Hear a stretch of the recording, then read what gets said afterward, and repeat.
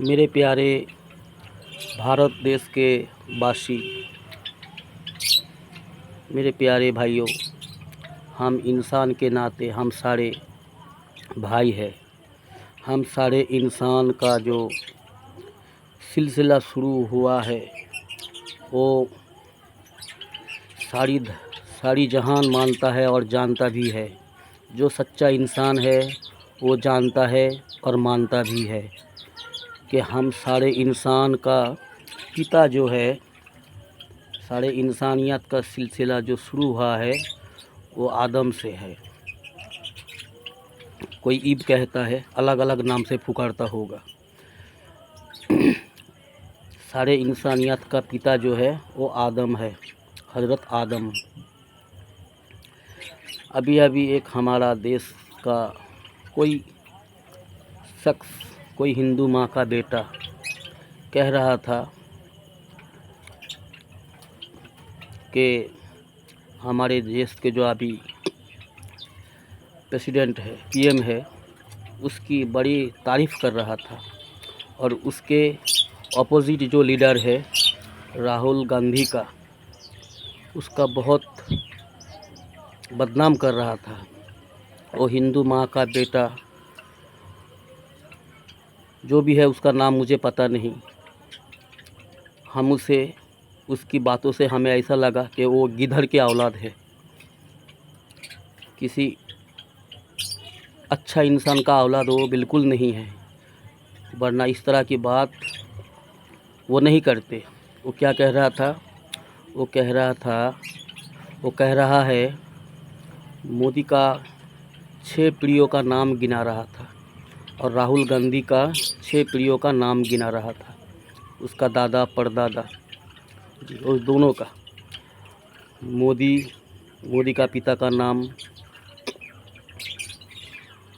दामोदर दास मोदी, कोई मूलचंद दास मोदी, कोई मानिक चांद दास मोदी। इस तरह से उसका 6 पीढ़ियाँ जो बीते हुए है। उसका नरेंद्र मोदी का बाप, उसका दादा, उसका परदादा, उसका बाप का परदादा, उसका दादा का परदादा, इस तरह गिना रहा था। तो उसका भी वो 6 पीढ़ी तक गया है, पीछे की तरफ जो गया है वो 6 नंबर तक गया है। वो अगर आखिर तक जाएंगे तो उसका भी हज़रत आदम से ही खून का वास्ता है। और राहुल गांधी का गिना रहा था।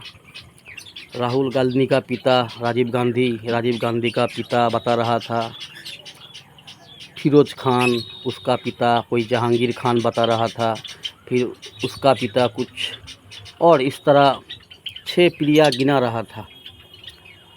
तो हमें उसकी बातों से ऐसा लग रहा था, वो हमें समझा रहा है, देशवासी को समझा रहा है कि उसके हिसाब से देश का लीडर वो मोदी ही होना चाहिए। ऐसे लीडर देश के लिए सही है, उसका मतलब ये है, उसका बात का ये मतलब आता है कि ऐसे लीडर उसके लिए सही है, ऐसे लीडर देश के लिए भला करेगा। लेकिन अगर उसी की बात पे अगर मैं आऊँ, अगर उसी की बात से अगर उसी को समझाया जाए कि अगर सच में वो इंसान है, सच में वो इंसानियत का भला चाहता है, और अगर हमारा हिंदू भाइयों का भला चाहता है ख़ास करके, तो हिंदू जो भाई है हमारे आसपास देश भर में, तो कम से कम उसके लिए गैस कम से कम 400 रुपया कर दे, पेट्रोल कम से कम 35 रुपया कर दे, तब तो हम माने कि हाँ वो इंसानियत का भला चाहता है, हिंदू समाजों का भला चाहता है। सच तो ये है दोस्तों, हर इंसान का नस्ल, हाँ, अगर पीछे में जाए तो आदम पे जाके रुकती है। हर इंसान का नस्ल आदम पे जाके रुकती है। अब दौर के साथ साथ, ज़माने के साथ साथ बहुत कुछ बदलाव हुआ है, आगे भी बहुत कुछ बदलाव होगा। ऐसा नहीं है कि आदम के औलाद में शैतान पैदा नहीं हुआ। ऐसा भी नहीं है कि आदम के नस्ल में नबी पैदा नहीं हुआ। आदम के नस्ल में अच्छा इंसान, नेक इंसान, सच्चा इंसान भी पैदा हुआ और आदम के नस्ल में शैतान भी पैदा हुआ, जालिम भी पैदा हुआ और बद से बदतरीन इंसान भी पैदा हुआ। आज भी है और आगे भी रहेगा और दुनिया एक दिन ख़त्म होगा। वो जो है काफिरों पर, जालिमों पर ख़त्म होगा। मुसलमान के घर में पैदा होने का मतलब ये नहीं कि वो मुसलमान है। हर इंसान पैदा होता है मुसलमान के फितरत में, इस्लाम के फितरत में। इसीलिए कोई घर की किसी भी जगह की, दुनिया की किसी भी कोने में रहने वाला इंसान अगर बच्चा पैदा होता है तो इस्लाम की फितरत में पैदा होता है।